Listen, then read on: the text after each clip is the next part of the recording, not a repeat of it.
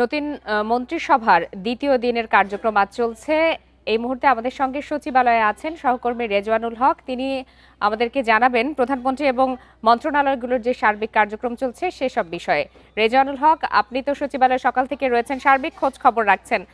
কি কি আলোচিত বিষয় আজ দ্বিতীয় দিনের কার্যক্রমে উঠে এসেছে মন্ত্রিসভায়?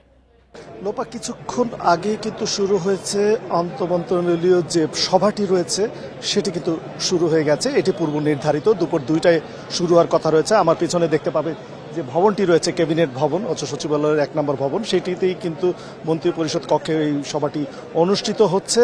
এবং এখানে যে জিনিসটি প্রাধান্য দেওয়া হয়েছে যে গাছ বৃক্ষরোপণ, খাল খনন, খাল পুনর্খনন এবং জলাধার উদ্ধার সহ বেশ কয়েকটি বিষয় এখানে কিন্তু আজকের এখন যে সভাটি চলছে সেটি কিন্তু প্রাধান্য পাবে। এখানে বেশ কয়েকজন হেভিওয়েট মন্ত্রী এখানে উপস্থিত আছেন, সেই সাথে সংশ্লিষ্ট যারা কর্তা ব্যক্তি যারা আছেন তারাও কিন্তু এখানে উপস্থিত আছেন।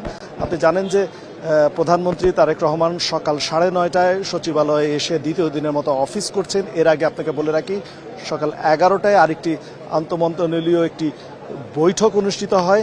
সেই বৈঠকে আলোচিত যে বিষয়টি, যেটি বিএনপির ইশতেহারে দেওয়া ছিল এবং ইশতেহার অনুযায়ী যে ফ্যামিলি কার্ডের বিষয়টি বারবার বলা হয়েছিল, বিভিন্ন জায়গায় দেশের প্রত্যন্ত অঞ্চলে এই ফ্যামিলি কার্ডের বিষয়টি নিয়ে কিন্তু বিএনপির তরফ থেকে কিন্তু একটি গুরুত্বপূর্ণ বার্তা দেওয়া হয়েছিল।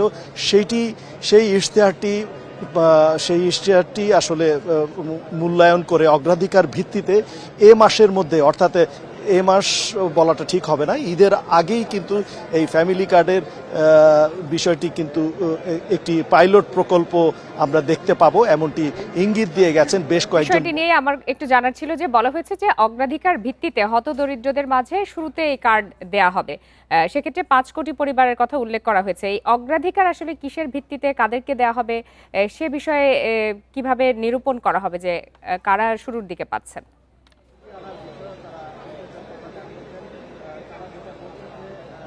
লোপা, এই বিষয়টি কিন্তু আমরা প্রশ্ন করেছিলাম তথ্যমন্ত্রী, সমাজ কল্যাণ মন্ত্রীর সাথেও আমরা কথা বলেছি। তিনি আমাদের একটি বিষয় উল্লেখ করেছেন, অগ্রাধিকার ভিত্তিতে তারা একটি মানদণ্ড তৈরি করবেন যারা একেবারে হতদরিদ্র, তারপরে তাদের থেকে একটু ভালো যারা চলাফেরা করতে পারছেন পরিবার নিয়ে, তাদেরকে একটি অংশে ফালানো হয়েছে। এইভাবে কয়েকটি লেয়ারে ভাগ করা হয়েছে এবং এই সার্বিক বিষয়বস্তু নিয়ে যারা কাজ করবেন তারা হচ্ছে অর্থমন্ত্রীর নেতৃত্বে একটি উপকমিটিও করে দেওয়া হয়েছে এবং সেই উপকমিটি কিন্তু মন্ত্রিসভার মধ্যে থেকে নির্ধারণ করা হয়েছে। তারা অলরেডি কাজ করছেন, তারা এটি নিয়ে বিচার বিশ্লেষণ করছেন এবং 2-1 দিনের মধ্যে বিষয়টি আরও পরিষ্কার হওয়া যাবে যে কি পরিমাণ পরিবারকে প্রাথমিকভাবে অগ্রাধিকার ভিত্তিতে এই ফ্যামিলি কার্ডটি দেওয়া হবে।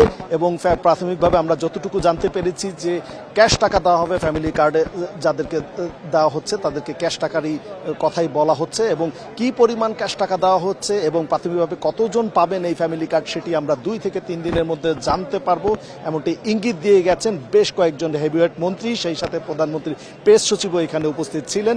তারা একাধারে আমাদের সাথে এসে কথা বলেছেন এবং বিষয়টি নিশ্চিত করে গেছেন। এছাড়াও আরও বেশ কয়েকটি এজেন্ডা নিয়েও তারা কাজ করবেন, সেই বিষয়টি পরবর্তীতে খোলাসা করা হবে বলে জানিয়ে গেছেন। লোপা, রেজওয়ানুল হক, আপনাকে অনেক ধন্যবাদ।